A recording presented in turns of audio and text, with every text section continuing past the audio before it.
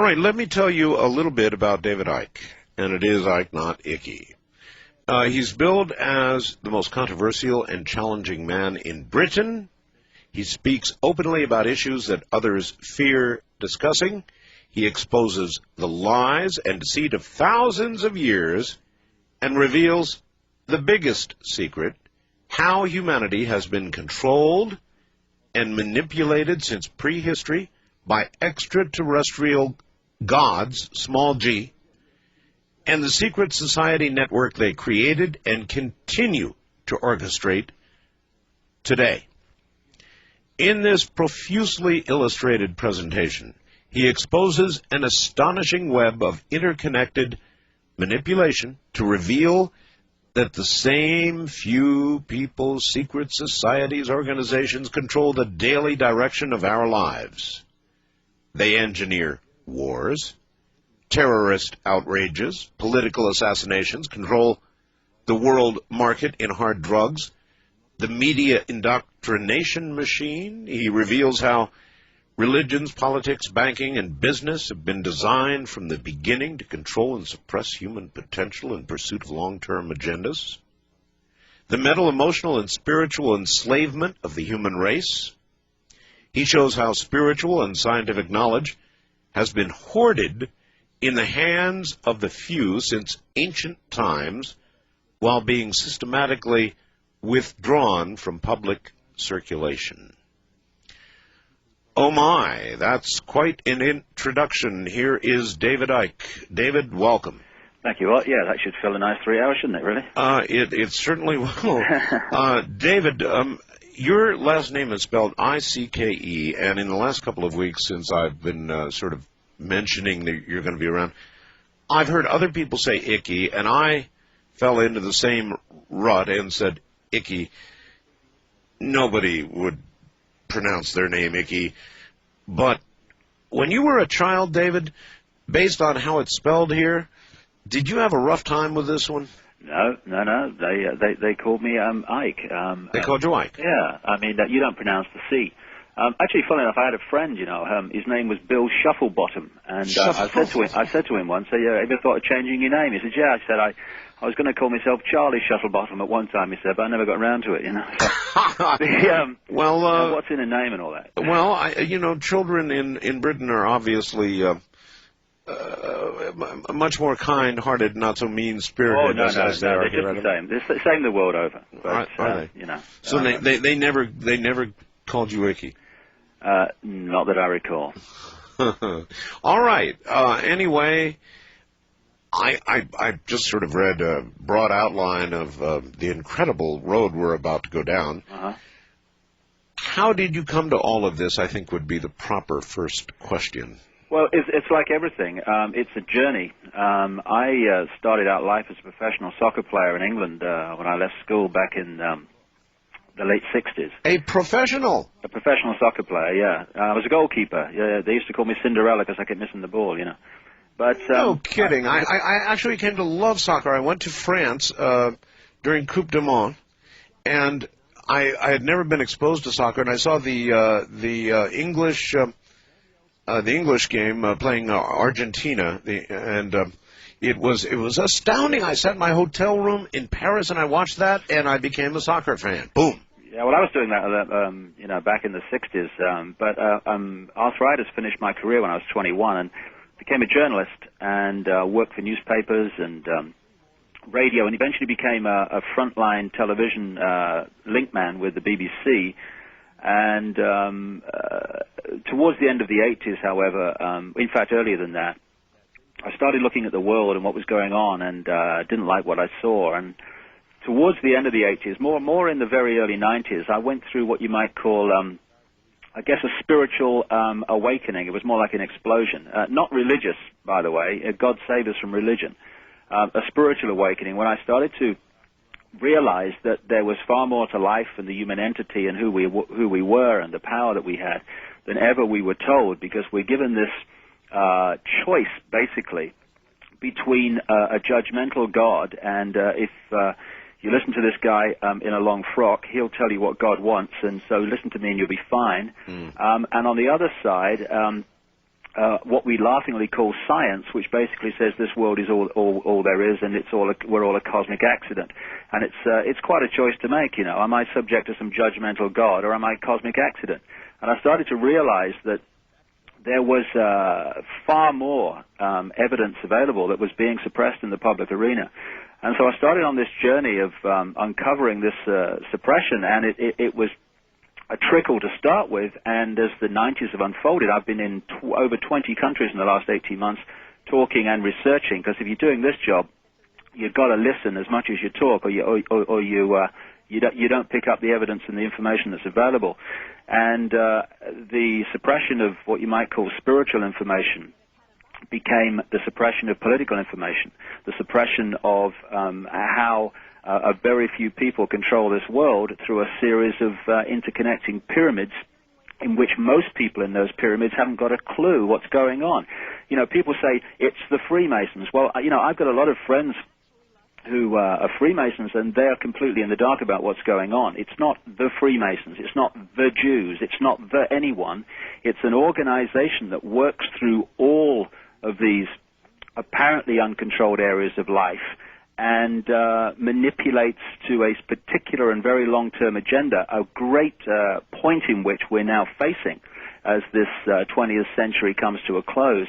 And it's an organization within all organizations, not the Freemasons or whatever. They work through all these different organizations. And so it's been a journey, and getting the information now is no longer a problem. It's a tidal wave, because once you put your head above the trench with this, you attract people in with information who don't know what to do with it or are frightened to put it out themselves. The challenge I have is not gathering information, it's fitting the picture together and seeing how the pieces fit together and how that affects what's coming up now across the millennium, because this is a particular time when a lot of cards are going to be played to put the human race into a position of even greater mental and emotional imprisonment than we've been thus far.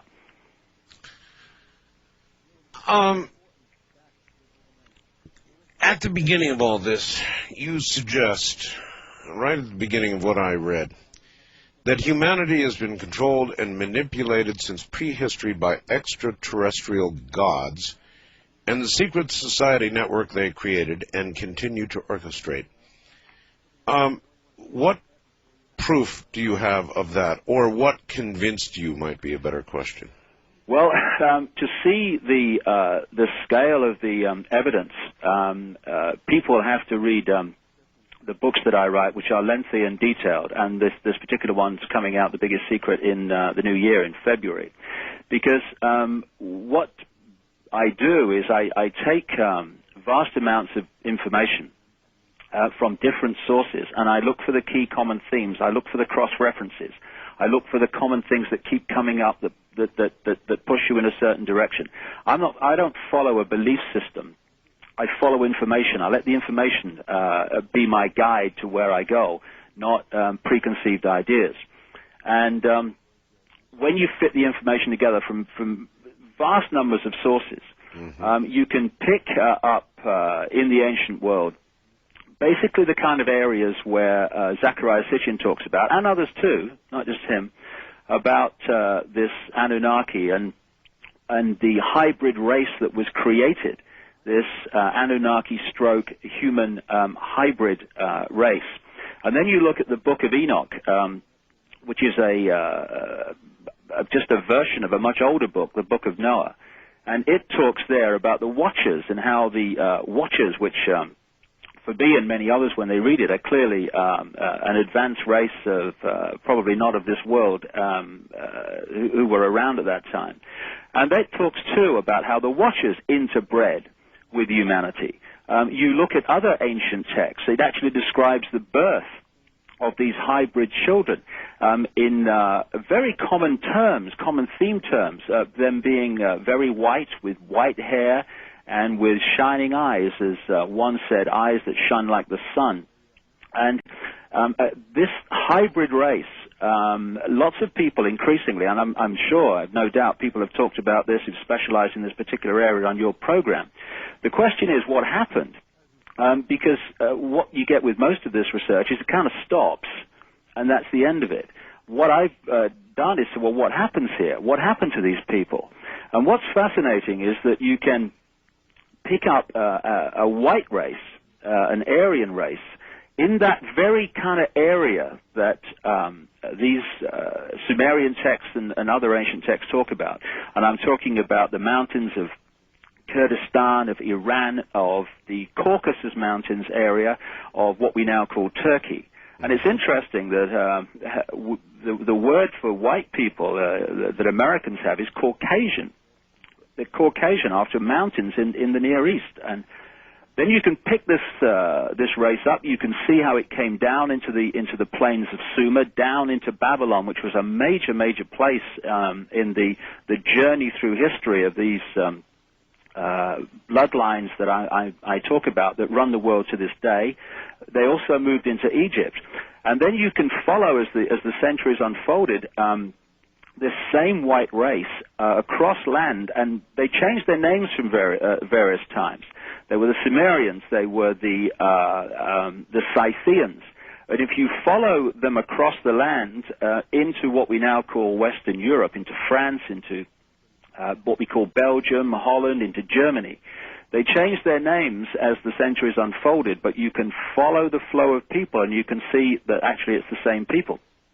So out of this Middle East area where this interbreeding went on came the white races that peopled Europe.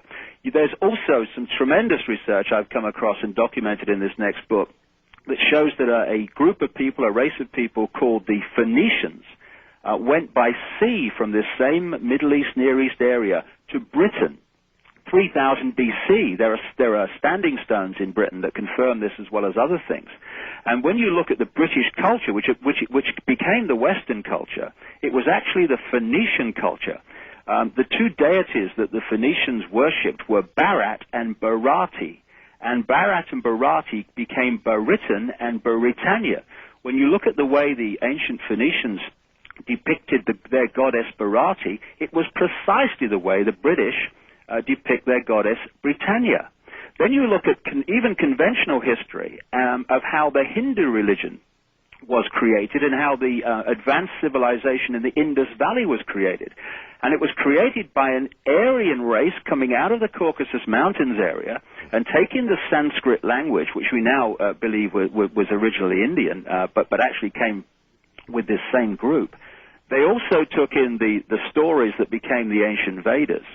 And so you can see that this white race, which very demonstrably has taken over the world en masse, but there are key bloodlines manipulating it that people don't realize, actually came out of this area where this hybrid extraterrestrial stroke human, these bloodlines were created, and peopled Europe. Now, when you do the research, you find that the genealogical research, you find that key bloodlines became the kings and the divine right of kings, again, by bloodline, of these countries like Iran and that area and Egypt.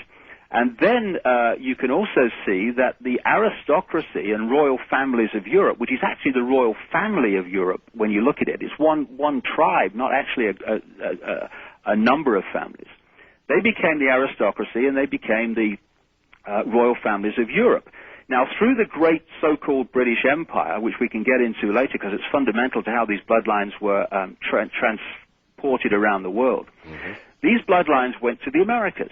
They went to Australia, to Africa, to Asia, to New Zealand. They went all over the world through the British and European expansion known as the empires. And then you do the research of the people that have run America since 1776. And it's astonishing. We've had 42 presidents so far of the United States.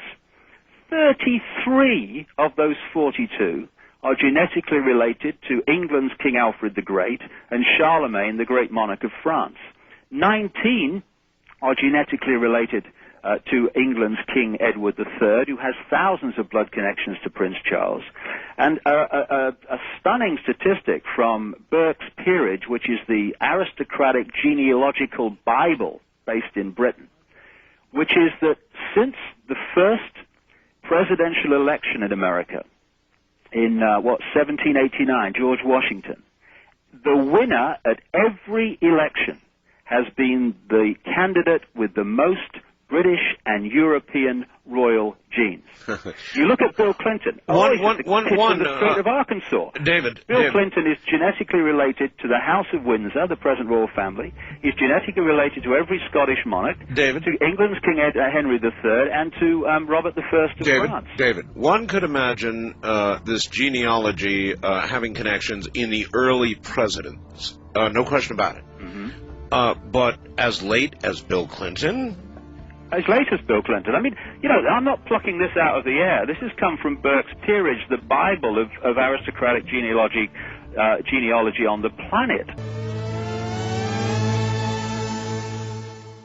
All right, back now to David Icke. David, this is amazing what you're laying out for us. The implications are that there, I guess, is a secret pool of knowledge that has been passed down among those with the right lineage. Am I getting that about right? Yeah, I mean, people need to ask themselves why the Eastern establishment of the United States interbreeds as obsessively as the royal families and the aristocratic families of Europe have always done. You take for instance, George Bush. Yes. George Bush and Barbara Bush are the same bloodline. They go back to the Pierce bloodline, which is actually the Percy bloodline. They changed from Percy to Pierce when they crossed the Atlantic, which is an aristocratic family going way back in England. And so this obsessive interbreeding is not, as we've been led to believe, genetic snobbery. It's because they're trying to hold a genetic structure. And the stunning detail with which they keep these records of these lineages is unbelievable, really. And therefore, there is something which we need to establish, which is very, very important to these people, to do with the genetics and the blood. And it also connects into this thing the Nazis talked about. Indeed, not just the Nazis, but other people like Lord Bulwer-Lytton in his book, The Coming Race. Again, he was part of the genetic bloodlines too, an English guy, where they talked about the vril power in the blood that created, quote, supermen. And this obsession with the genetics of the body and holding that genetic structure, it's to do with what it gives them and what powers it gives them. And they, of course, this has got dissipated in some of these lines. Of course it has. But there are key lines that they have obsessively held as pure, quote, as they possibly can, from how they started back in the ancient world when they had this extraterrestrial intervention. And it's amazing when you follow these bloodlines, just very quickly, Art, that when you follow them, you find that people who are running the banking system, who are running the transnational corporations, who end up at the top in politics, who are big people in the media, the people who are at the top in these secret society pyramids. I mean, I'll give you just a very quick example of how obsessive it is. Contact of mine, a brilliant contact who's proved to be accurate, stunningly so, time and time again over the last 2 years. He's got a close friend, who was approached by an American government agency to courier drugs for them. And he was kind of taken aback by this, and he said, well, basically, no, but what the heck are you asking me for? And to his astonishment, the reply came, we know what your bloodline is.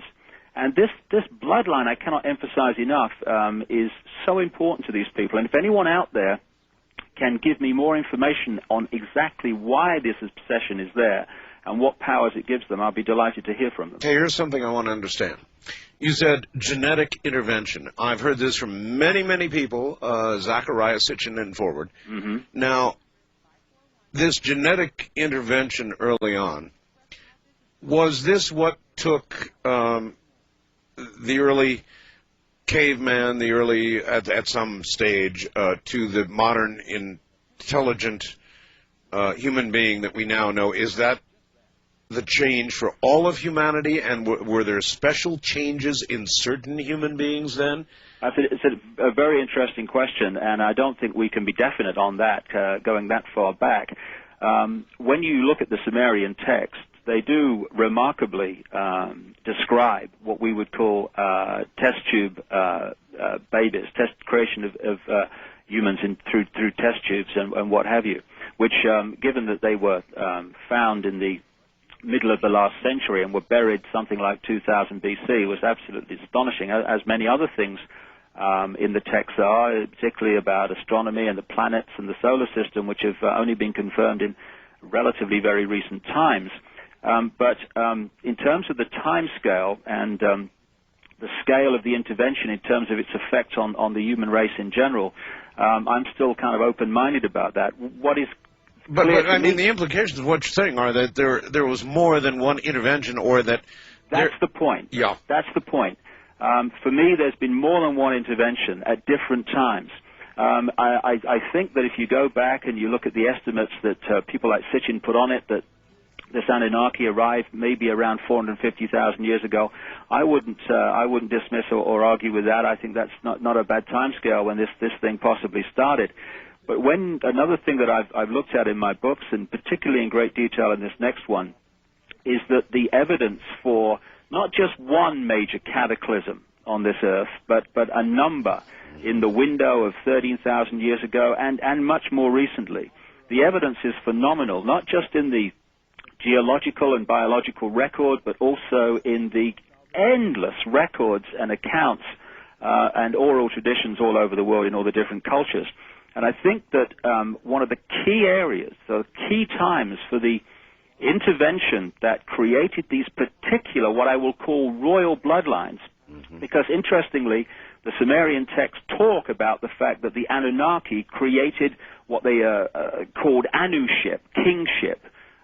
In other words, almost a middleman group of bloodlines that were the middle controllers between the extraterrestrials and the mass of the human race. All right, then may we think of ourselves as an ant colony? In other words, there are worker ants.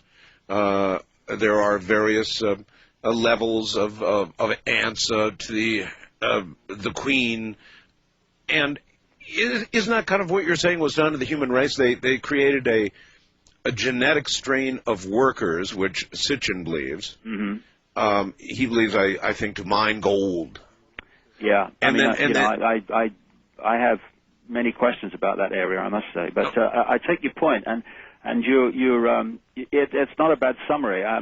What I feel is, however, is this, and this is the positive side that we've really got to get our heads around across this millennium. The human race is not ordinary, and it's not powerless. But if you are a relative handful of people, and you want to control a mass of the people, yes, you cannot do it physically. This manipulation is not physical. There's not enough people. If you try to control a herd of sheep physically, you need 4 or 5 guys, maybe more, chasing each sheep. You bet. But it's not done like that with a herd or a flock of sheep. Most of them follow the one in front without question. And the others, the stragglers that don't immediately conform to that bar mentality, they are given the dose of the 4-letter word that controls this world, fear, through the sheepdog, and then most of them, if not all of them, come into line. So what we're looking at is a mental and emotional manipulation that has bombarded, and the creation of religions, the major religions and others, has been fundamental in this. And again, look where all the major religions came out of, this same area of the world: Christianity, Judaism, Hinduism, out of the Caucasus Mountains I talked about earlier, Islam. All these major religions came from this same area of the world that this initial operation appears to have taken place in. And what I feel is that the key intervention was after the last cataclysm. It's interesting that when you look at the evidence of where agriculture started in the known world, it was at heights above 10,000 feet, which absolutely fits with the fact that there was some kind of massive flood or flow of water. in those mountains that I'm talking about, that area of the Middle and particularly the Near East, that mountainous area, the Caucasus, what we call Turkey, Iran, all that area. Yes. That's, for me, on the evidence that I put in some considerable detail in this next book, where this key intervention took place that created these particular bloodlines. When the waters then started to recede down from these mountains into the valleys of and the plains of Sumer, Babylon, Egypt, came these people. Now, there were two levels of knowledge. There was the advanced knowledge, which the extraterrestrials and their hybrids had access to, and there was the rest of the people. And what happened, it seems, when you talk to many researchers into this area, is that the mystery schools were set up, some of them very positive, to pass on some advanced information to people they considered were worthy and would use it positively. But as the years passed, this mystery school network was infiltrated, and indeed a negative mirror of it was created. And therefore, instead of passing on this advanced information, which was clearly available, I mean, look at the pyramids, look at some of the great structures of the ancient world. The one at Baalbek in the Lebanon, which involved moving 3 chunks of stone, each of which were 800 tons, at least a third of a mile, and putting them high up in a wall. I mean, primitive people are going to do that. So we only got to look at what the ancient world has left us around the planet to see that there was very advanced knowledge there. You look at the way that the ancient structures and the stone circles are phenomenally connected to star systems, to natural cycles, to the precession of the equinoxes. There was advanced knowledge in the ancient world. What happened is that this was sucked in as the years passed into this mystery school and later secret society network, and was passed on at the highest level only to those David? that were given or were chosen to have it. David, was this a physical science or a mental science? I think it was absolutely both. You know, some of the information that's now coming to light in shows like yours and others, where we're seeing the true nature of what is possible beyond what we call science, which is actually not science at all, most of it. It's not about open-minded research. It's about defending a belief system and a dogma. And this stuff that's now emerging actually is re-emerging into the public domain at this tremendous time of transformation that's happening now and is going to advance very much across the millennium and into the first 10 years or so of the next century. Are you aware of an organization called icke? Yeah. Yeah. The Skeptical Inquirer? Well, I've actually talked about them. It's quite interesting in this next book, The Biggest Secret. Oh, have you really? Yes, it is amazing how they cross-reference a number of their personnel with mind control operations. If anyone wants to read about that, then it'll be available, and the names will be named in the new year. No kidding. It's very interesting how you've got an organization which is suppressing and trying to get people not to look at information and dismiss it, are also involved in some other areas that, say the least, are extremely questionable. Well, and I reveal some of the background to this organization in my next book, and people ought to know that before they go the way of dismissing information just because it's being ridiculed by these people. This coming Friday, they're giving me in Los Angeles this special honor they call the Snuffed Candle Award. They say they're giving it to Art Bell, the less than prestigious award, the Snuffed Candle Award, for encouraging credulity, presenting pseudoscience as genuine, and contributing to the public's lack of understanding of the methods of scientific inquiry. Right. Well, I tell you what, I wouldn't buy a used car or a new one off any of them, and people will see why when they read the next book. I think if anyone who gets an honor from this group of that kind should actually take it as an honor, because there are some people, when they're on your side, you know you're on the wrong one, and Psychops is certainly one of them. No, I'm accepting it in that spirit. Yeah, and I don't blame you. So the pressure, and this is a good example. if you are going to control vast numbers of people, you have to delink them from knowledge that you're doing it, and you have to delink them from an understanding of their true power. You have to persuade them that they are ordinary, that they are powerless, they are pawns in a game, because then they won't realize that if they just realized who they are, there would be no game. One of the techniques, there are many techniques that you can pick up if you follow these bloodlines across the century, right into the modern world, of how people are mass manipulated by techniques that just go on being repeated and repeated and repeated.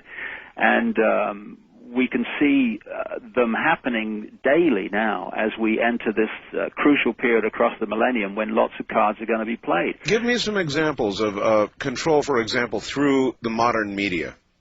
Well, let me outline the most powerful, the most used, and the most effective. And I think this actually will apply very much to some of the UFO stuff that's going on. Sure. It's a technique that I've called in my books problem, reaction, solution. You start with something you want to introduce. Say you want to give more power to the police, you want to have more power to stop and search, more power to tap phones, or you want politicians to have more power to bring in a certain policy. Sure. You know that if you introduce that policy honestly and say, right, we're going to do this, there would be a mass reaction because people would say, excuse me, over here, that's a fascist state you're trying to introduce here. We're not having this. Yeah, what about our Bill of Rights? So what you do is you create a problem.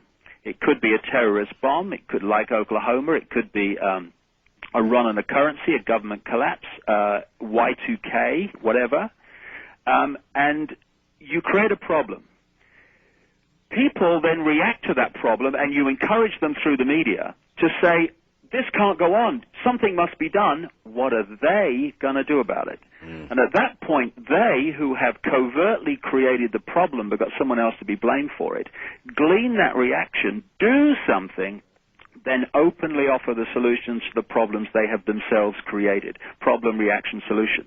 So if you want more power to the police, more stop and search, more draconian laws, then and you want people not just not to oppose it, but to demand you do it, then you let society break down so there is more crime. Sure, you don't even have to actually suggest it. You just create the situation and the public comes to you demanding that you change it. Exactly. And if we just apply this to the UFO situation. Now, as we've discussed already, I have absolutely no problem with an extraterrestrial aspect to all this, certainly not. But what I would say is the, quote, aliens aren't coming. They've been here for thousands of years working through these bloodlines and through other means. And when you look at the way that the human consciousness is being prepared, you first of all look through Hollywood. Hollywood's one of the great homes of mind conditioning. Wherever I go in the world, the Hollywood films are playing, the Hollywood videos are available, all over the world. And then you look at things, the patterns that are emerging. You look at Independence Day, made by 20th Century Fox, owned by Rupert Murdoch, who is owned by this brotherhood. You look at Alien Resurrection, made by 20th Century Fox, owned by Rupert Murdoch, who is owned by this brotherhood. You look at X-Files, which is made by Fox Television, which is owned by Rupert Murdoch, who is owned by this brotherhood. And if you're looking at problem, reaction, solution in regard to this extraterrestrial situation, then look back at the report from Iron Mountain, which was produced between 63 and 66, a report with 15 experts in various fields asked to produce ways of centralizing power and controlling the population without further recourse to global wars. All right, David, hold it there. We're at the top of the hour. When we get back, I'm going to ask you about me, because I've got the largest program on radio dealing with this kind of thing, and I wonder if I'm part of it. Certainly there's been plenty of accusation about... I don't think that I've ever told my audience this, but my lineage, my family lineage, can actually be traced back to my family my family came over on the Mayflower. It was one of the original families. Now, having said that, I'm going to read David a fax, and then we're going to see where we are here. The fax comes from British Columbia. We're heard throughout the Americas.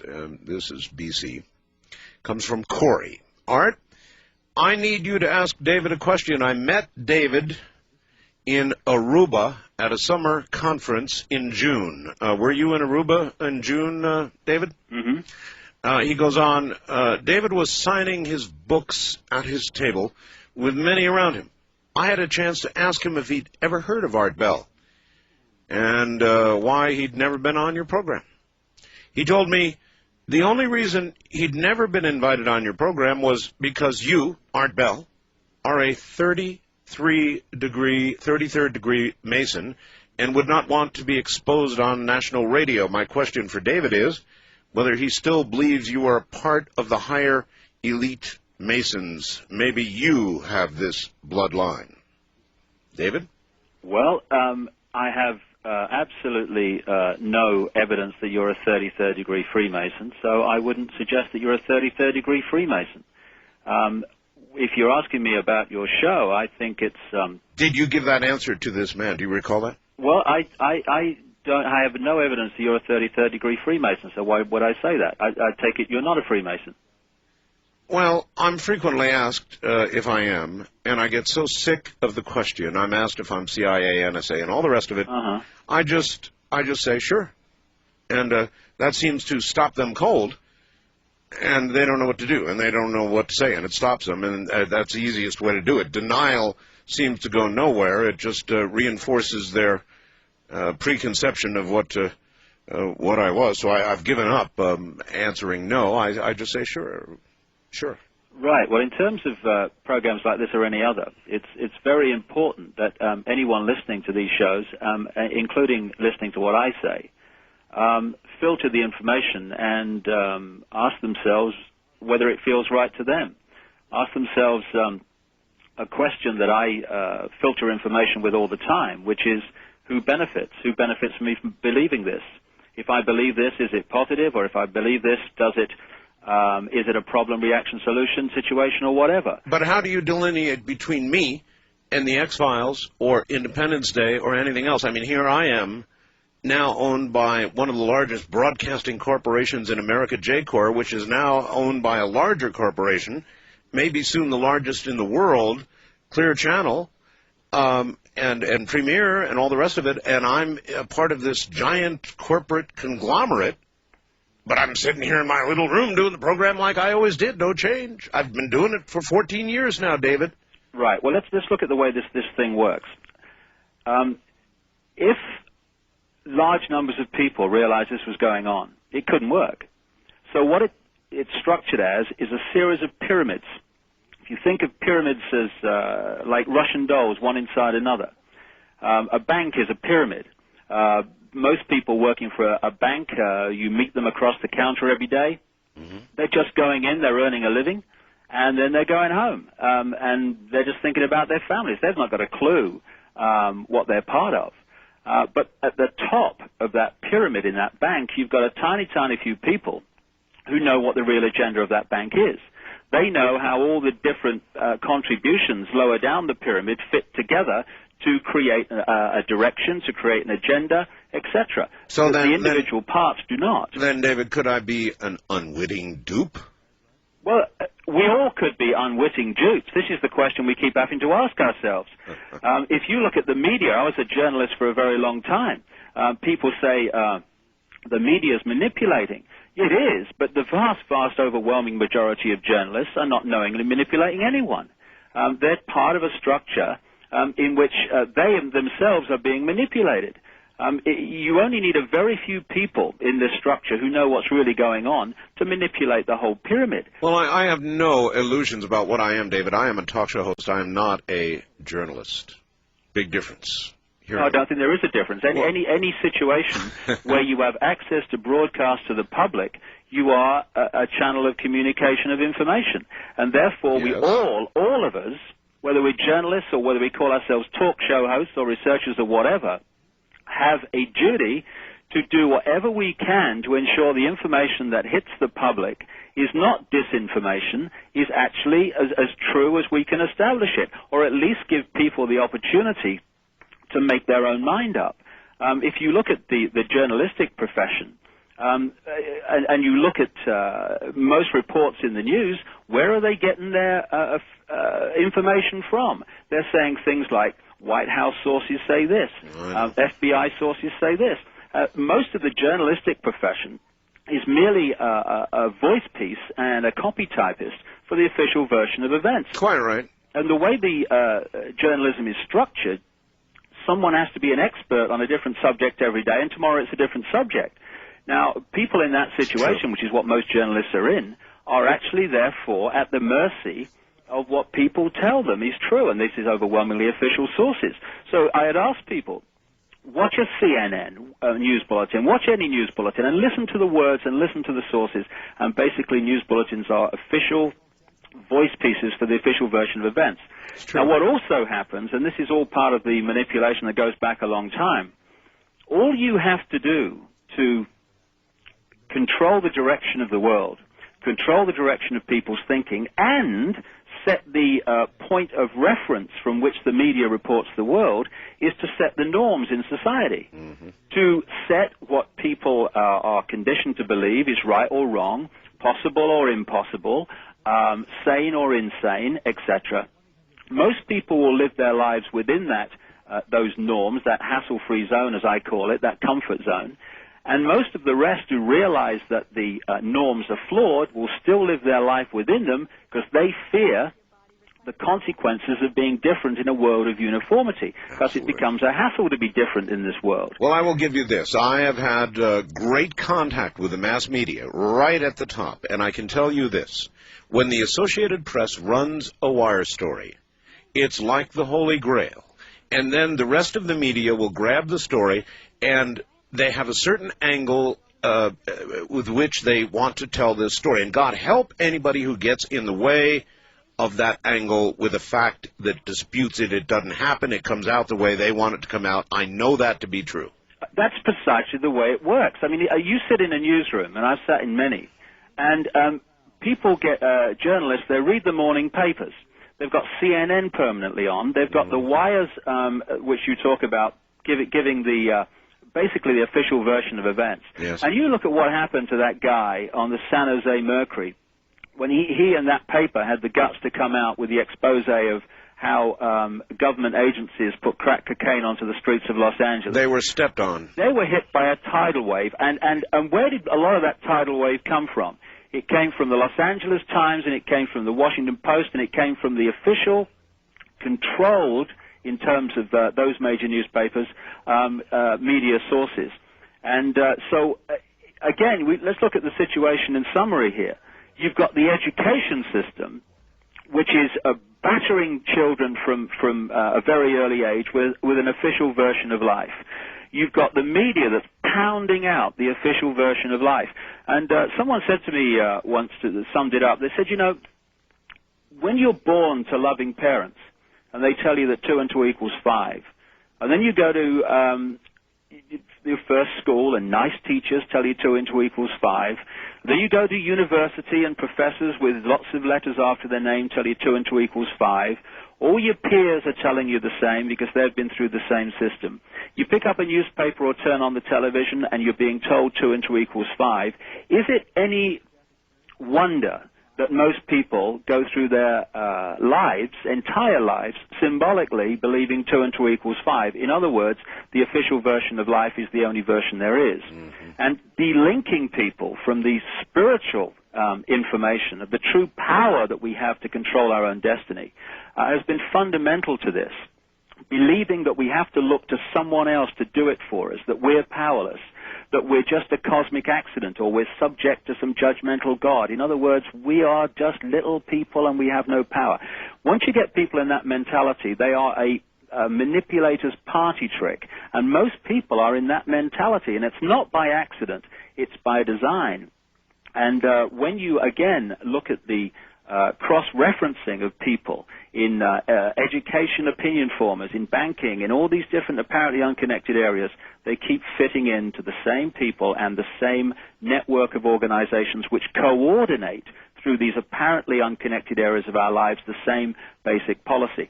And this is why throughout the last particularly 200 years, but this century overwhelmingly, just look at any area of our lives, politics, banking, business, media, the power in all those areas has incessantly gone into fewer and fewer and fewer and fewer hands, and this fits with the agenda, which is to create a world government, which nation states would be nothing more than administrative areas to, a world central bank, a world currency, which would be electronic and not cash, for which there are fundamental implications for freedom, well, we're on a world army, and a microchip population. Yeah, we're on the way to that now. With regard to the economy, we're about three-quarters of the way there right now.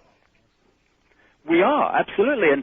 And as we enter or head towards this key point in this agenda's journey through history, this millennium period, we are going to see, and we are seeing, lots of cards being played to create chaos. Chaos offers the ability or the opportunity to present order out of that chaos. What you do when you create chaos is you get people to say, do something. We're back to problem, reaction, solution, and you offer your solution to the chaos. And the solution to the chaos that is being planned in the months ahead and across the millennium is for a world government, a world army, which is designed to be NATO. And my earlier books predicted that NATO would expand into the former Soviet Union, that the European Union, which is now going to a single bank, central bank, and a single currency throughout the whole of Europe, would encompass the former Soviet Union countries. These are happening now. And the more wars, the more computer chaos, the more the aliens are coming, save us from it. The more that can be pounded into the public domain, the more the consciousness screams, do something, save us, and then the opportunity is there to offer the solution, and that's the agenda unfolding. And what I was saying earlier about the report from Iron Mountain fits magnificently with what's happening now. Two of the things that report suggested in the 1960s was A, to centralize power and control the population without wars, a global threat to the environment. And that card has demonstrably been played, because 2 years after the report from Iron Mountain reported, 66, came the Club of Rome, 1968.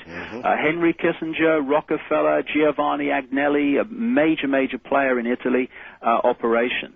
And when you look at all the major global environmental reports through the 70s and the 80s saying there is a global environmental problem, something must be done, they were all fronted and funded by the very people who are dismantling this world's ecology. The first head of the UN Environment Agency was Maurice Strong, a Canadian oil millionaire who's now an advisor to Kofi Annan, the UN Secretary General. The Global 2000 report to the President at the end of the Carter administration. Again, the personnel there, like Cyrus Vance, were connected to all this network of organizations. And the first head of the main head of the 1992 Earth Summit in Brazil, Maurice Strong, again, very much connected into the Rockefeller network.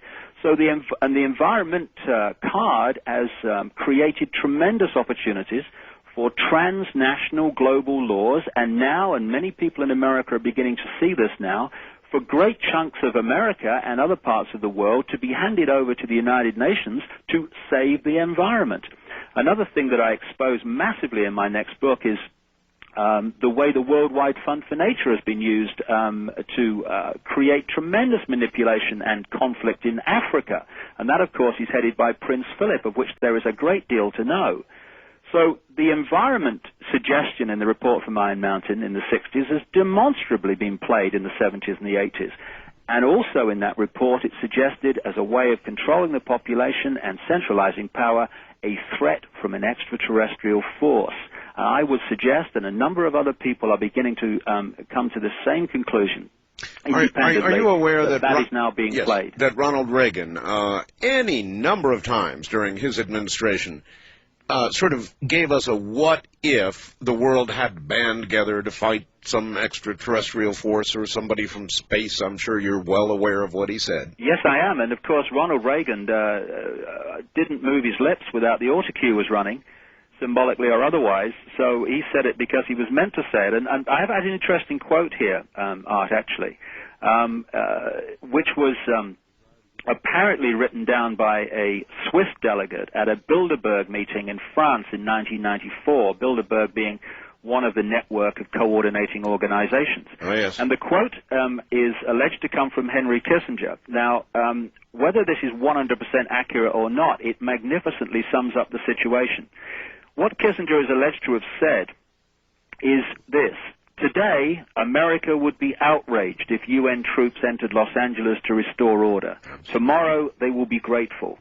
This is especially true if they were told that there was an outside threat from beyond, whether real or promulgated, that threatened our very existence. It is then that all peoples of the world will plead with world leaders to deliver them from this evil. The one thing every man fears is the unknown. When presented with this scenario, individual rights will be willingly relinquished for the guarantee of their well-being granted to them by their world government. And what we're seeing now with Iraq, with Kosovo and Bosnia that went before, and these other situations where NATO, etc., is being drawn in to set the precedent of being a world army and a world police force, is problems created so the solution can be offered, and the solution is more and more power and more precedent set for NATO to become the world army it's designed to be. Well, as a matter of fact, we're on the eve, apparently, of stomping back into Iraq with cruise missiles, at the very least, it would seem. Well, one of the things that I document in great detail in my last book, And the Truth Shall Set You Free, is how, and other people have done this too with excellent research, is how the two world wars, never mind the one in Iraq, the two world wars were funded and fronted by the same people who were connected to the same network. The Russian Revolution was funded from Wall Street and London. Hitler was funded via the German subsidiaries of American and British multinational corporations, and via the Bank of England, whose head at the time was a guy called Montague Norman, all right, David, who was a very close friend of the... All right, David, you've got a number of books out. If somebody was going to, if you were going to recommend that somebody buy one of your books right now, which one would you be recommending? It would be And the Truth Shall Set You Free. And the Truth Shall Set You Free. Yeah, it's 500 pages of constantly sourced and highly detailed information, which takes the theory out of conspiracy theory and shows that this is happening, and it's not just someone's kind of imagination. The cross-referencing of names and information and subject areas is stunning. Because the evidence is there. What did they say? The truth is out there. It certainly is if you want to look for it. Mm-hmm. All right, and I understand right now, as in this moment, they can call the number and there's actual people there? That's right, yeah. Some very dedicated people who are trying to make sure this information gets out. 1-800-321-9054. All right, that's 1-800-321-9054, and they can actually call right now. Now, normally, on any other day, this is a special deal tonight, I guess. Any other day, it's between 8:30 in the morning and 5:30 in the afternoon. Is that correct? Yeah. All right, but folks, if the lines are busy, please keep trying. No matter what you do, write the number down. Get this book, 1-800-321-9054, and the truth shall set you free. David, who's winning right now? In other words, if this elite genealogy that is in control and trying to grab control and creating incidents, God knows we're having plenty of them. Buildings blow up in Oklahoma. Marines are blown up in Lebanon and in Arab countries, and on and on and on, and now it's coming home. you know, if you really looked at it and you looked at, well, are we becoming a freer people or are we becoming a more enslaved people? I'm not very optimistic about the way it's going right now. Well, the Chinese have a word, and the same word means crisis and opportunity, and we are at a big point of crisis and opportunity. Every crisis is an opportunity. Just to give you a quick symbolic story of the situation as I see it.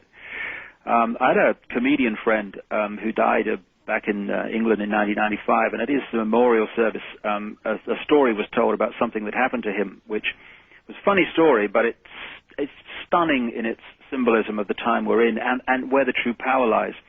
He was in an all-male show in the 1960s going around the music halls, and he used to do kind of female impersonation and stuff. And the last scene was all the men in the show came on the scene. It was a great show, you know, really classy, dressed as sailors, singing Rule Britannia.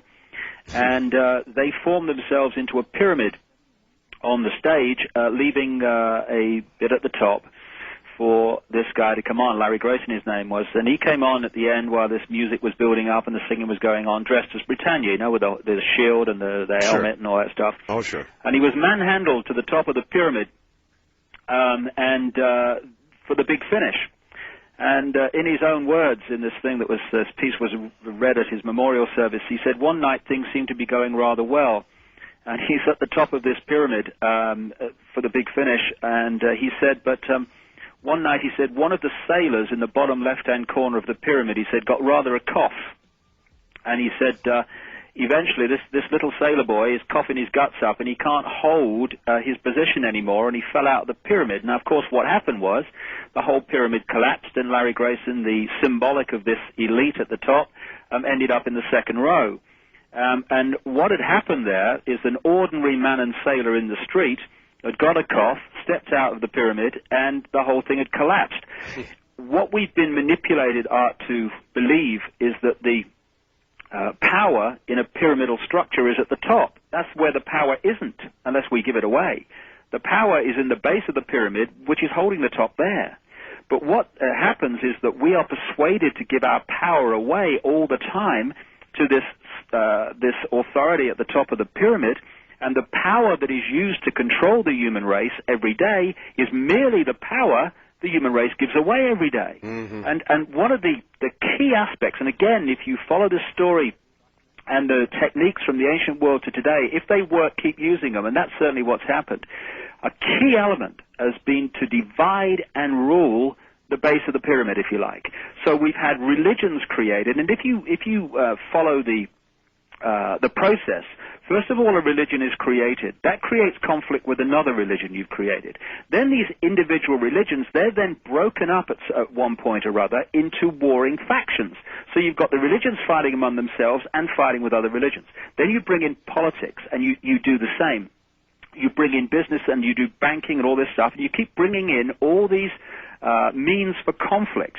And symbolically, what's happening, more than symbolically, if you look at the pyramid, is the base of the pyramid, instead of looking up and saying, who's pulling the strings of all of us, we're fighting among ourselves. I see it, you must see it too, in the subject areas that are discussed on this show, in the UFO research area, in the conspiracy research area. Oh, yes. It's like, honestly, it's like we say it in England, it's like handbags at 10 paces. I mean, if we don't stop trying to be superior over each other, trying to gossip about each other and undermine each other and all the rest of it, we've got to start uniting as a people, and in areas of this research, we've got to start uniting on what we agree on, and respecting differences, instead of allowing ourselves to be disunited, therefore divided and ruled, on what we don't agree on. Because it doesn't matter if you're into Judaism, or you're a Christian, or you're a New Ager, or you're a UFO buff, or whatever, we're all going to get the whirlwind unless we start working together and helping each other and supporting each other and uniting behind the thing that we all depend on, and that's not just continuing freedom, it's actually having it for the first time in a very long time. So if we allow ourselves to be divided and ruled, and therefore the fighting among ourselves, then the few are going to go on string pulling both sides. Because this is the thing I think we need to appreciate, is that if you're going to control a game, say it's a football match, if you control one side, then you're going to influence the game massively, but you're not going to control the outcome because you have an unknown quantity, which is the other team. So what this brotherhood does, as I said right at the start of our chat, it is one organization that works through many organizations. It works through both sides. So it will be at work in the UFO community, creating conflict, divide and rule, putting disinformation in there. It's the same in all areas. In this conspiracy research, it puts people in there to divide and rule and mislead. And so we've got to start getting streetwise and starting to filter information and look at it without taking it on face value, including what I say. And we've got to start working together as a unit instead of allowing this divide and rule to go on. Because just look at the world. Without David, without intervention, what kind of timeline do you see? If you look at the Gregorian calendar and the way it's been structured to focus consciousness on the end of a cycle across what we call the millennium. Now, there's a number of things that are going to unfold here. I've already talked about the fact that many chaos cards will be played to create fear, to create division, and therefore have a global demand for something must be done, and then the agenda comes in. But also, whenever you get to a end of a cycle or a definite point or what appears to be a point in time, especially the end of a millennium, you get the consciousness start to think about, well, let's draw a line here. Let's look at all the conflict we've had in this century. Look at all the conflict we've had up to this point in this millennium. Let's start again. Let's have a new world. Let's have a blank sheet of paper. And if you can create chaos in the run-up to that and across that point, that even more encourages this mentality of, come on, we've got to start again. We need a new world. And if you can then control the nature of that new world and you persuade people that centralization of power is people coming together, then you can put in global centralized institutions and you can mask them as the world coming together as one. I've talked to people, for instance, Art, in this area that's called the New Age, and they equate oneness, the world coming together as one people, with world government, world central bank, world army, not everybody, but significant numbers. And we need to see the difference between people coming together, having power over their own lives in their own communities, cooperating with each other across national borders, looking after each other, caring for each other, and what is actually the opposite of that, centralized institutions that are designed to put power into tiny number of hands at a global level. And I'll give you an example of where it's going, and this is already happening. When the European Central Bank for the European Union comes into force, as it is now, the currency of Europe, which will be one currency, the interest rates and what happens about that currency across the whole of Europe will be controlled by 6 unelected bankers with an 8-year guaranteed period of tenure. And not even the elected part of the European Union will be able to influence or override the economic decisions of those bankers. That's fascism. And if you look at the fascist symbol from which we get the word fascist, it's actually an ancient Roman symbol, which is a series of rods tied together very tightly with an axe head at the top.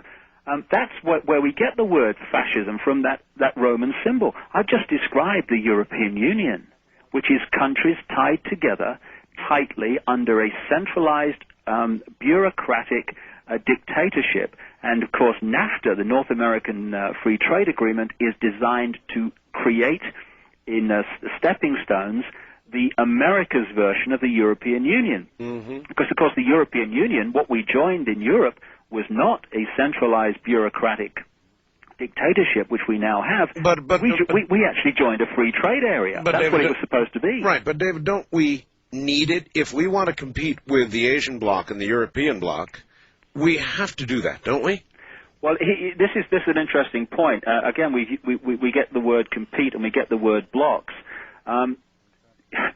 Because this goes back so far, and it has to. I mean, you cannot create the structures of manipulation that we have today in a few minutes, a few years, a few decades. But, David, it's also a natural evolution. In other words, first we had little villages. They traded with other villages. Then cities trading with cities. Areas trading with areas. States trading with states.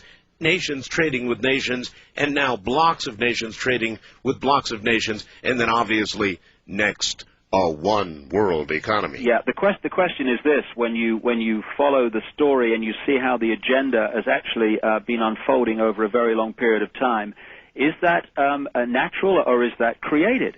When you look at the way that the whole thing's unfolded, like I said, you look at this century, but you go further back, and what you've just described actually is the process over this period of time that I'm talking about, thousands of years, and it's got quicker and quicker the more that these bloodlines have expanded their power, particularly after the expansion of the European and particularly British empires across the world, which took these bloodlines right across the planet. This thing's advanced and got quicker. But what you've just described is the process of power going into fewer and fewer and fewer hands. Absolutely. Now, where's it going to end? If this continues, it's going to end with the very agenda that is demonstrably being introduced now, which is complete centralization of global power. I mean, how ludicrous that we have in Europe, and this is just the stepping stone before the global level, that European laws made by bureaucrats in Brussels override nationally, apparently democratically decided laws in the individual countries. And that's just the blueprint which is being prepared for the global level, where what is dictated to at a world government level will override decisions made in your community, decisions made in your country. We're going to have a global fascist state. But of course, if that was offered openly, there'd be a reaction against it. So it's being done stepping stone style, one step following another, leading in this direction, while each step is projected in the public arena as completely unconnected to the other. How do you know it's inevitably going to be fascist? I certainly agree that we're headed toward a single control ultimately, but how can you be sure of the nature of that control? Well, all you've got to do is look, and the research is possible, at the people who are pressing for this to happen. If anyone's not got curly hair or hair that stands on end, then they will do when they read The Biggest Secret, because in February, I've exposed what these major players are involved in.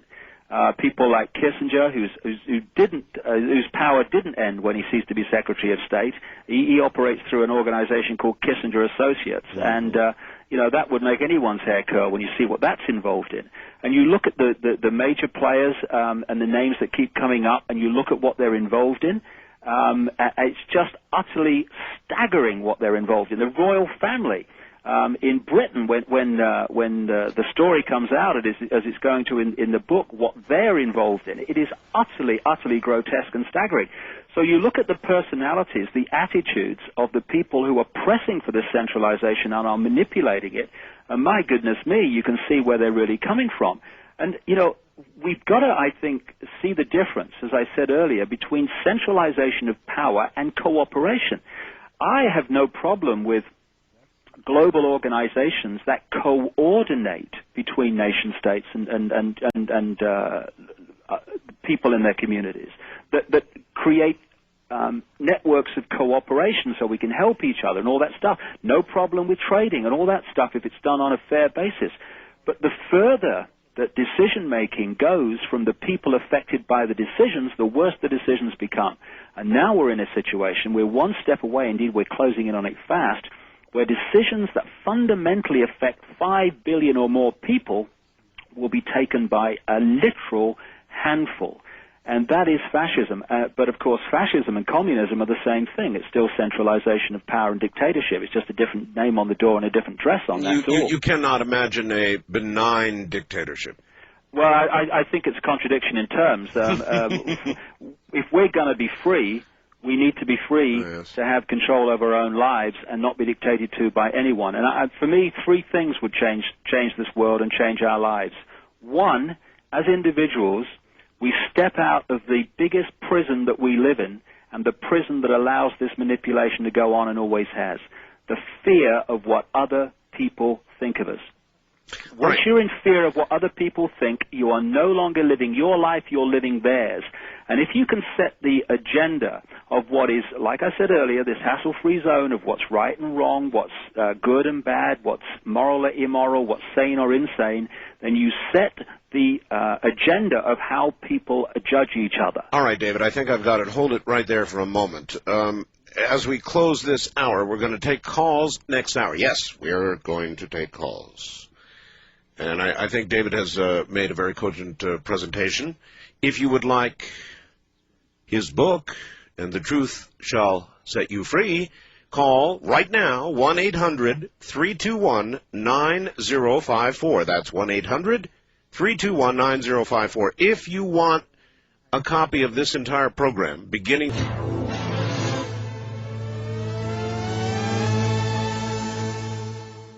All right, once again, back to David Icke. David, before we go to phones, is there anything that, given the short time we've had, you have not been able to get on the air and want to get on the air before we do this? Well, normally the questions take us in all these different other areas that, because it's an amazing fact that once you see the structure and the agenda, virtually everything fits into it. Because what we're looking at is not actually a series of conspiracies and manipulations, but different aspects of the same one manipulation. And I would make this point, too. What I'm actually talking about, funnily enough, is not a conspiracy at its heart. It's an agenda. The conspiracy comes in three ways. One, removing those people and organizations that are a threat to that agenda becoming reality. Putting people into positions of political and economic power that will make that agenda become reality, and manipulating the mass of the people through problem, reaction, solution to get them to demand the agenda becomes reality even though they don't realize it exists. In other words, do something, centralization of power is the answer. So these apparently unconnected conspiracies are actually connected by one thing, and that is either a threat to the agenda being removed, someone will bring the agenda in being put into power, or problem, reaction, solution to bring the agenda in and have it demanded by the public. So these are one manipulation with many faces, not a series of unconnected ones.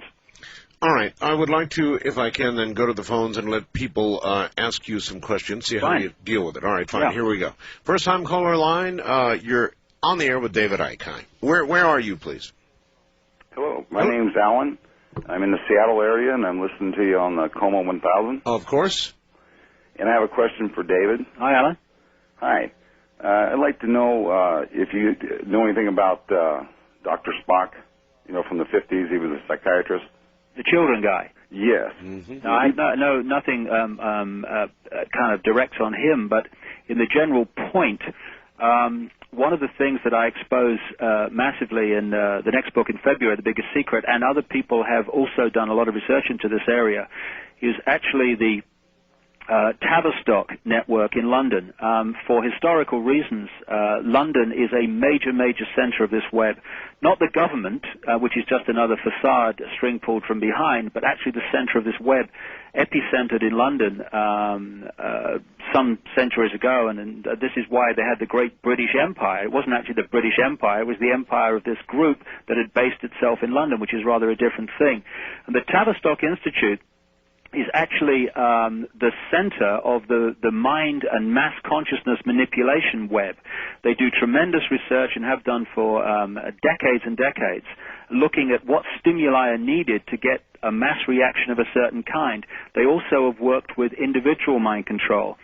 And getting to children very early has been a very big part of their operation and the whole manipulation, because if you can get them young, then you've got them for life.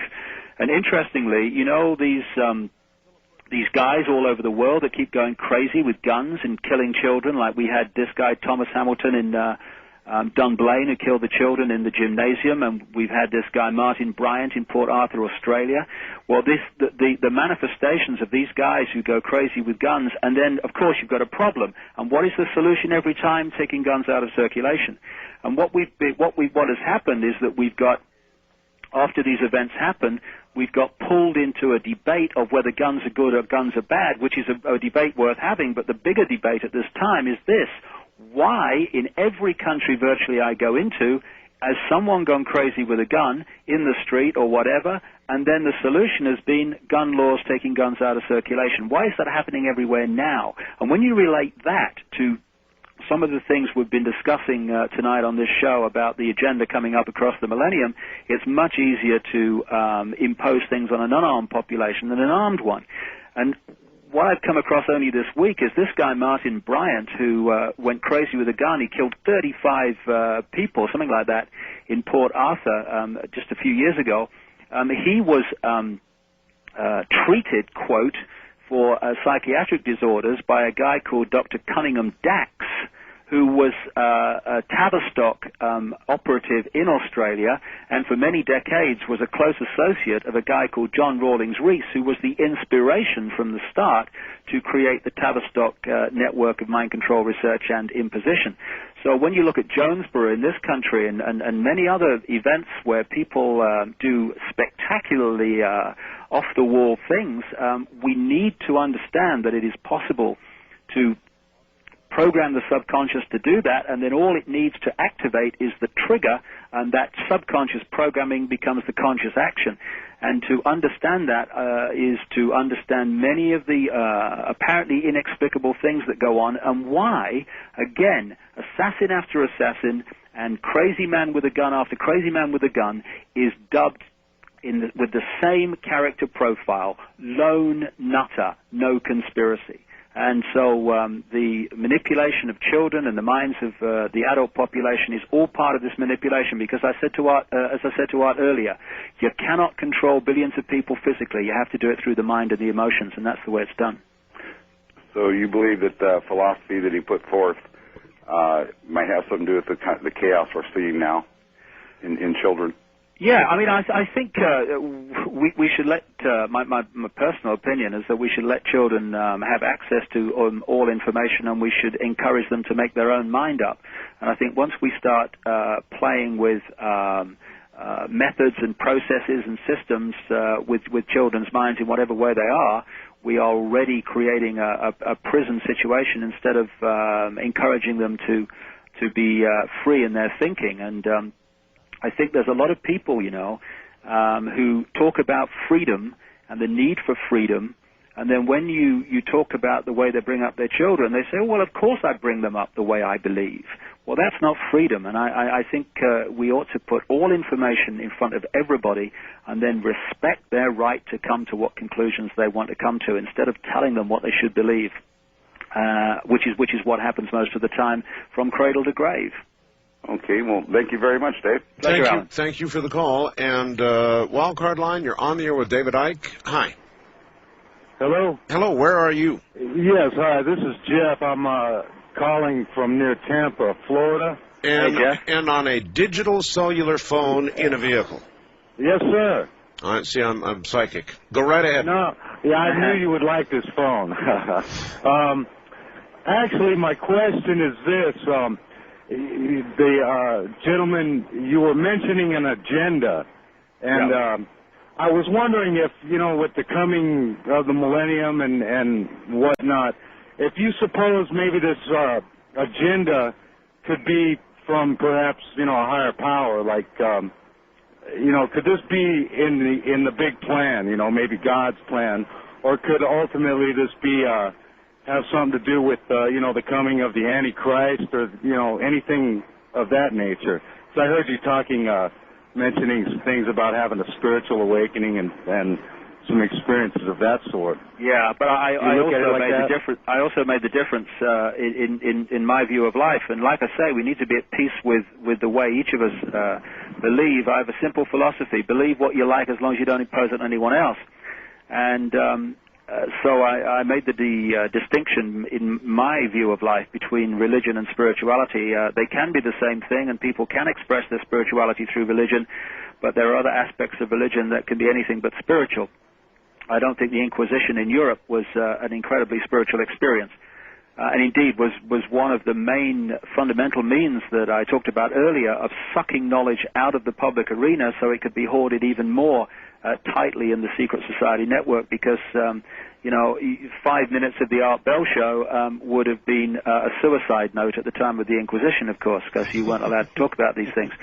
But in terms of the agenda and what have you, and what's behind this, I go into this in enormous detail in The Biggest Secret, which is just about to go to press.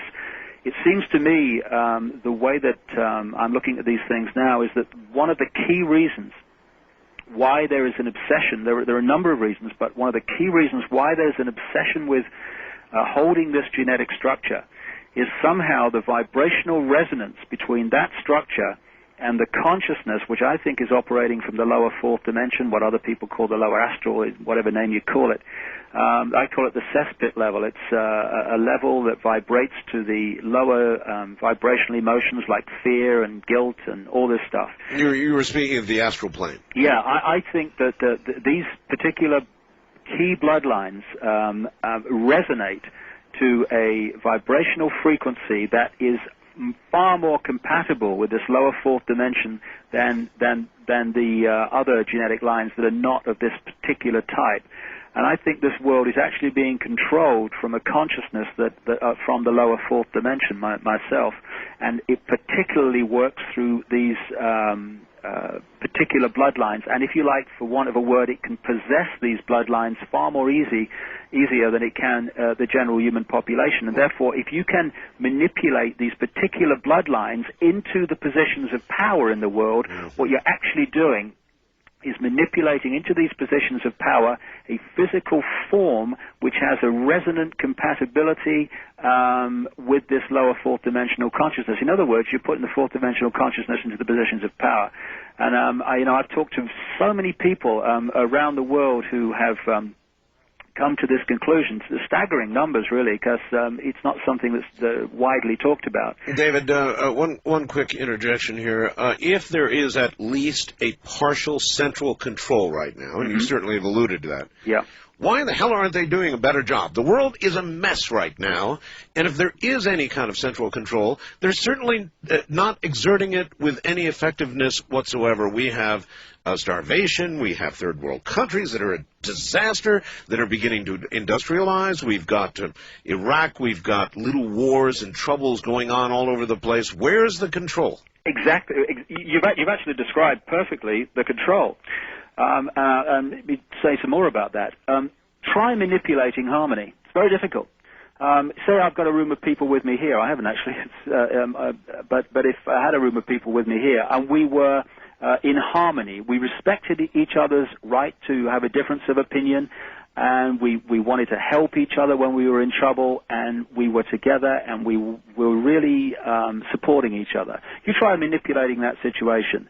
If I have a room of people here, and I don't like that person, and I'm having conflict with that person, and he doesn't like the lady over there, and they're having conflict. Suddenly, you're in a situation you can control, because now you've got sides to play off against each other.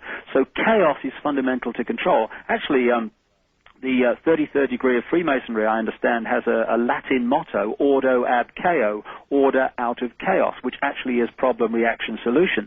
And you talk about the famine and the starvation and stuff. Well, that's fundamental to the control for this reason. When you are in a situation where you have abundance and you have, therefore, choice, you are much more in control of your life. You're not dependent, that's the key word, you're not dependent on someone else to fill your belly. You're not dependent on some unpredictable, manipulated world commodity market, so that you have to depend on the price that sets for what you're selling to whether your country's going to eat, or whether this is going to happen, or this is going to happen or not. What has happened, for instance, in Africa? I mean, I've been to Africa quite recently, and the idea that Africa cannot feed itself is utterly, utterly ludicrous. No, but I'll tell you what is going on in Africa. I was there a month ago. Yeah. What's going on in Africa is anarchy. Exactly. And I mean serious anarchy. In the cities, Johannesburg, even Cape Town, you cannot go out at night and expect to live through the experience. I mean, the crime rate there is absolutely unbelievable. And since Nelson Mandela took over, I think he's afraid to move politically because he's afraid to be seen as that which was, you know, the iron hand that had control of everything supposedly at one time. And so he's doing nothing.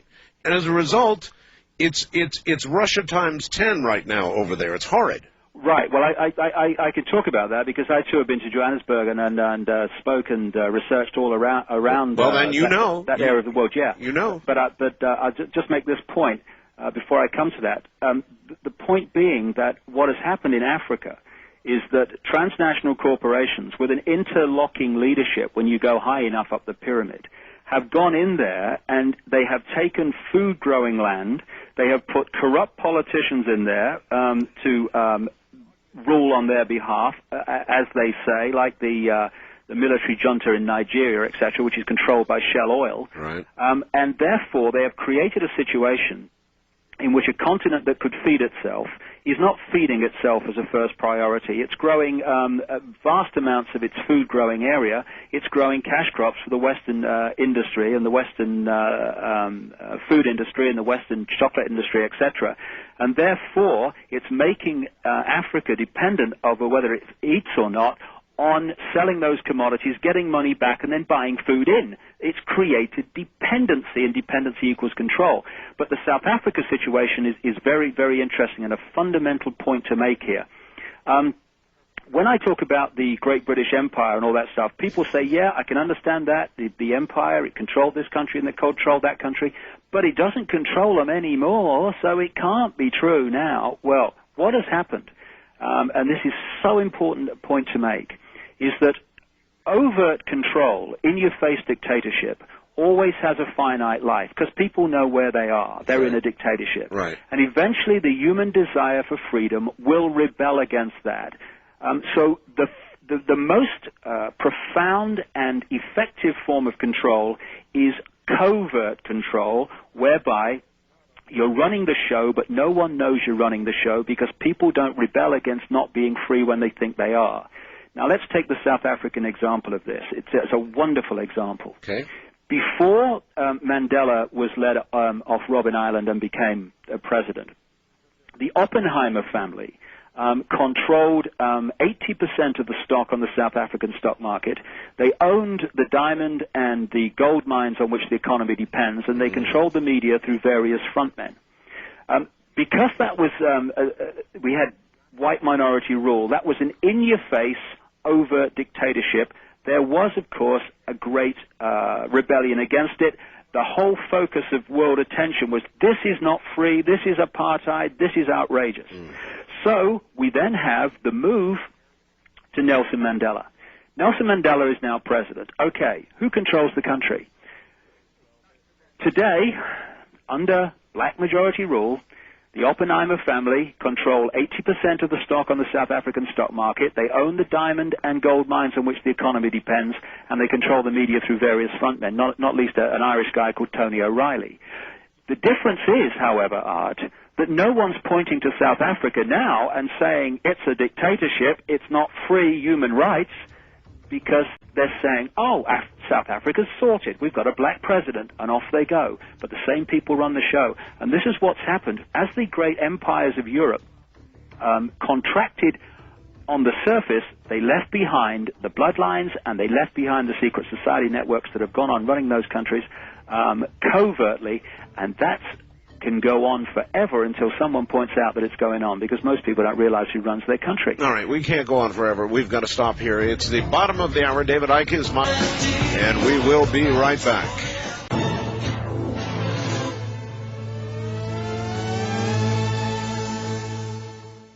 All right, David, are you there? I'm still there, right? Yeah. All right, excellent. Here we go once again. East of the Rockies, you're on the air with David Icke. Hi. Hello. I wanted to mention a magazine called Covert Action Quarterly, and it's put out by some former CIA and FBI agents who became so disgusted with the disinformation that were peddled constantly throughout the Cold War to justify non-existent and exaggerated foreign threats, especially on an anti-communist propaganda basis, to cover up for the fact that the real conspiracy is right here, designating as villains and demons anyone who disobeys the dictates of the transnational corporations and their police, secret police informers such as the Central Intelligence Agency. Okay, well, I will give you, caller, this. The CIA was said to have dramatically, perhaps even intelligently, overestimated the Russian threat for all those years. Well, what I wanted to get to, Art, is the fact that I think right now we have a situation where the death head's face is being exposed in this attempt to visit genocide once again on Iraq after starving about 1.5 million people to death, demonizing Saddam Hussein. And I think the control of the media is essential to this. A book called Reliable Sources shows how the media has acted in demonizing very varied characters, different from each other, whether it's Castro or Saddam Hussein or the Serbs in Serbia. They have little in common except the fact that they have been uncooperative in obeying the dictates of the transnational corporations, the International Monetary Fund, and have refused to align themselves with such agencies such as NATO, which your guest has mentioned, or the United States, unlike, for instance, in Yugoslavia, where the Croats and the Muslims have opportunistically signed on with NATO and the International Monetary Fund. The Serbs have refused this privatization type of policy that has spelled such disaster in the Soviet Union, pushing 75% of the people into starvation and poverty. Yet this is, I think, the real motivating force behind these kinds of interventions to, in effect, tell Saddam Hussein, we will starve, bleed, and break your country and your people, not because of these weapons of mass destruction, because we've said that even if you obey all of these humiliating demands, we're still not going to stop starving and bleeding your people until you overthrow your government and put into power a submissive, subservient puppet. I don't necessarily disagree with that, David. Well, there's a list of things there which all interconnect. First of all, let me go back to what I said not too long ago. If you're going to control a game, you have to control both sides, or you're not going to control the outcome. So what we need to do, I feel, is stop looking at people on different sides of a conflict. What I mean is not the people in general, but the people in control of the people on different sides, and stop seeing them as opposing forces and start seeing them as different faces of the same organization. For instance, Saddam Hussein, long ago, was a member of a very elite secret society called the Safari Club, which CIA people were also members of. And the Safari Club spawned something in France called the Pinet Circle, or Le Cercle, which has done fundamental manipulation and terrorist activity in Europe, not least in France, and they are a network that was almost certainly involved in the coordination of the assassination of Diana, Princess of Wales, which I expose in enormous detail in this book, The Biggest Secret, and massively connected to the royal family and other people. So when you look at a situation of Bush back in the first Gulf War against Saddam Hussein, we need to start looking at two faces of the same side. And the pawns in the game are the American people, which Bush was over, and the Iraqi people, which Saddam Hussein was over. Why did Bush, who condemned Hussein as the new Hitler, and actually Bush should know because his father, Prescott Bush, was one of the funders of Hitler, through the Harriman Organization, well documented in my books and others, why suddenly did he stop before he got to Baghdad? People were taken aback. What's going on here? Why hasn't he completed the job? I was one of them, yeah, exactly. Why? Because they wanted to keep that situation so they could play the card again. I mean, the call is absolutely right. Again, we come to creating fear. Once you get people in fear, they'll give their power away to anyone they think will protect them against what they fear. So you bring in Colonel Gaddafi, a threat to the world. Whatever happened to him? And then you get another monster, and then he'll disappear, and they'll bring another one forward. First of all, it was Russia, and the caller's absolutely right about the Cold War. I've talked to people in the intelligence community who were staggered to realize, because of course the intelligence community is fundamentally compartmentalized. Most people in the CIA are not trying to manipulate people. They think they're serving the country. It's like all these organizations. They were staggered to realize during the Cold War that American intelligence at a high level was passing over weapon technology and know-how to the Russians, so the Russians would keep parity or, in an ideal world, slightly ahead of the West. Why? Because if you want to justify massive arms spending with your companies which you control, and you want to up the ante of fear, frightening the West against the East and the East against the West, then if Russia's miles behind you, then the fear is dissipated. What? Russians can't even hit America. We're not frightened of them. So you ensure that there is parity, or the Russians are just ahead. And then you go, oh my God, the Russians are ahead of us. Oh my God, oh fear. We must have more arms spending. We must increase our nuclear arsenal. And then cynically the point came, and I actually predicted this in an earlier book, where the agenda's timescale, because it has a fundamental timescale, was to start to encompass the former Soviet Union countries into NATO and into the European Union, which is now happening. Oh, yes.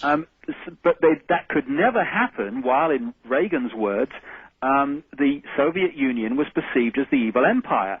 So out of nowhere comes Mikhail Gorbachev, the first Russian leader in Russian history who didn't look like he'd just come back from a funeral. Suddenly, the wall comes down, Russia starts to have a smiling face, and bingo, the whole situation breaks up, allowing the encompassing into NATO and the European Union of these countries. Now, as I've shown in my previous books, Mikhail Gorbachev was a fundamental associate all the way through this, before he became president, of David Rockefeller and Henry Kissinger. What's Gorbachev doing now? He's running the Gorbachev Foundation, which puts on global events with top entertainers and top politicians calling for world government and world institutions to solve the problems of the world. It's all a movie. The CNN, I call it the movie channel. It's a movie we're watching, and we need to look behind the movie to see what's really going on. All right. West of the Rockies, you're on the air with David Icke. Hi. Hi. Where are you? This is Les in Honolulu, KVH Radio 830. That's KHVH, yes. KHVH Radio, yeah. With regards to the fundamental time scale you're talking about, I got two questions. One, going back in that time scale, 300 years, and then my second will be to present day. Back in the early 70s, when I attended the University of Virginia, I was taken aside by a friend who is an assistant history professor who said, let me tell you a few things I'm not allowed to teach. He told me I learned a lot about Thomas Jefferson and how his focus was basically decentralized government, moving away from what they were doing in Europe, centralized government and industrialized city centers, and to come over here and form a nation that was based on a decentralized government and an agrarian society. And what we had was a Revolutionary War, and the British couldn't do anything about it then. They lost. They tried again in the War of 1812. That didn't quite work. So they decided to move their banking operations to the Northeast United States. And then we had the Civil War. And they told us it was about slavery, but actually it was an economic war. It was a banking war. Mm-hmm. And then we lost our revolution, so to speak. So I would like to get your comment on that and then ask my second question. Well, again, in the Biggest Secret, as well as other books, I've gone into great detail into this period of the American Revolution, 1776 and beyond. 1776 was a key year, and I've been talking over the last few days on the phone briefly, but interestingly, with Richard Hoagland, who's come to the same conclusions. We've come to the same conclusions independently of how certain things happen at certain times, because we go back to the ancient world and we go back to this fundamental knowledge that's been sucked out of the public arena but is held at the levels of the controlling elite that I'm talking about, and that is the knowledge of cycles, sun cycles, etc., etc. Cycles which affect consciousness in certain ways, and energy flows which allow certain things to happen more effectively and more powerfully at certain times. So it's become very clear in my research that they don't have things happen in certain years, and they don't have to hold summits at certain places at certain times unless it's fundamentally in sync with the cycles they understand, particularly sun cycles and the projections of energy from the sun. We, of course, and across the year 2000, there's tremendous solar activity projected. Oh, yes. And I'm sure that the Gregorian calendar syncing with that cycle is absolutely no coincidence whatsoever. But so 1776 was also the year that the Bavarian Illuminati was formed on May the 1st, which is one of their key ritual days of the year, run by a guy called Adam Weishaupt, who was then behind the French Revolution and many other revolutions in Europe. But I think it's so important that we suspend our dogma and we suspend our belief and we allow the information to lead us rather than our own preconceived ideas. And I've done a lot of research into the Founding Fathers, and I'm sure many of them had the best interests of people at heart, but some of them certainly didn't, and I'll name one, Benjamin Franklin. Benjamin Franklin was the Henry Kissinger of his day. He was working for British intelligence. He was very close to the British royal family. In fact, if you look at the history, this guy spent most of the time around the American Revolution actually in London. He was a very close associate of a guy called Francis Dashwood, who ran a satanic ritual sacrifice operation called the Hellfire Club, which involved members of the royal family, which shouldn't surprise anyone because the present royal family is into all that stuff in Britain as well, as I'm about to expose in detail. Franklin was also a major Freemason in America, and he was a member of the key Freemasonry lodges in France. And he was playing all sides off against the center, and for me, when you look at this dispassionately, as I can as an Englishman in America, the American Revolution was to a very, very large extent an example of what I talked about earlier, replacing overt control, which had a finite life, because those colonies were going to rebel eventually, if not then eventually, with covert control. And I think that so many, and this can be shown, so many strings that pull the economic and political system of America are actually pulled from Europe, particularly London. And just to finish the Benjamin Franklin story, to say that he was involved in ritual sacrifice and all that stuff is extreme, and I understand that, but this probably wasn't reported in Britain. But earlier this year, a story broke in London, in the London papers. They've given a grant of about £1.5 million to restore and renovate Benjamin Franklin's former house in Craven Street in London near Trafalgar Square, where he lived during the time I'm talking about.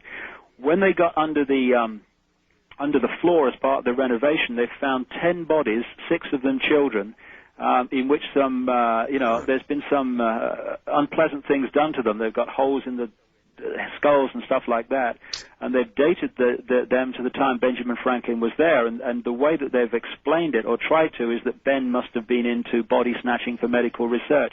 Well, when you put that together with the Hellfire Club and that's infamous history and what it did in sacrificial chambers in a place called, or near High Wycombe, where Dashwood's estate was, then the whole thing starts to make sense, especially when these famous, world-famous people that are running the show today are into the very same ritual, and I can prove this from David, people who have been there and seen it. David, because of the length of the question, length of the answer, and time left, I'm going to just jump in and ask you. Okay. You said Princess. You just went running right by this. Princess Di was assassinated. Yeah. And I'm not going to ask you who, because I don't want to be in trouble. Right. I'm going to ask you why. Well, again, that would take around half an hour, but I'll summarize it briefly. I go into this in great detail in the book, and I've just got the opportunity to produce an hour, 2-hour documentary explaining what happened. I've been to Paris and I've really researched this, and it's interesting that if we had half an hour to talk about this, all the kind of strands that we've talked about over the last 3 hours come together in this thing. The symbolism, these people are massively into symbolism, and you can read them through their symbols. For instance, one of the key symbols of this group in their secret language is the lighted torch. And the lighted torch is, of course, held by the Statue of Liberty, which was given to New York by French Freemasons. And a replica of the Statue of Liberty is on an island in the River Seine in Paris. That's right. What did they do? It's a signature. When Kennedy was assassinated in Dealey Plaza, which was the scene of the first Freemasons Lodge in Dallas, and is a very big symbolic area in occult lore, the Freemasons, after the assassination, and it's still there, put an obelisk, which is an ancient symbol going back to very ancient times, Egypt and stuff, and on the top of that obelisk in Dealey Plaza, literally yards from where Kennedy died, they put a lighted torch, or a depiction of one. What did they put on Kennedy's grave? They put the lighted torch, the eternal flame. What is the place, the ritual place, or the place of commemoration to Diana at the Pont d'Alma tunnel in Paris? It's a lighted torch. In fact, it's a replica on top of that tunnel of the flame held by the Statue of Liberty. What have they put on the island in Althorpe Park where Diana's said to be buried? They put a lighted torch. This is the signature, and you can read it. That's the main one, but there are many others. And when you look at the symbolism, when you go back through these bloodlines to the Merovingians in France, they were the people that created the city we call Paris. They worshipped an ancient goddess called the goddess Diana, who was a moon goddess, symbolic of the moon. When they created Paris, initially, they built on the outskirts of the original Paris, but very much within the modern Paris, sacrificial chambers where they sacrificed to the goddess Diana. That sacrificial underground chamber the Merovingians built in the 8th century, 7th, 8th century, and earlier, in fact, is now another underground chamber. It's the Pont d'Alma tunnel where Diana died. Pont d'Alma means passage or bridge of the moon goddess, which is what Diana was supposed to represented. And the reason, and this is why we've had this tremendous questioning of why someone with injuries that if they'd have been got to hospital quickly, she would have survived. Why was she kept in that tunnel for 95 minutes before they moved to the hospital? The reason was, and it's a throwaway line here because of time, but I document this in enormous detail in The Biggest Secret. The reason they kept her there is she had to die there according to their ritual, because these people are so into ritual, it's staggering, and you can read them that way. And as I've explained in this Biggest Secret about the Kennedy assassination, you look at occult ritual, that was the symbolic assassination of a sun god, just as the assassination of Diana was the assassination of a moon goddess. And on the three-dimensional, non-symbolic way, I also completely connect it to the British royal family, who was fundamentally involved, and I name them, and it's time to start running away, Art, and it's time to start running at this. So it's also time to stop the program. We're out of time. Okay. Very quickly, and the truth shall set you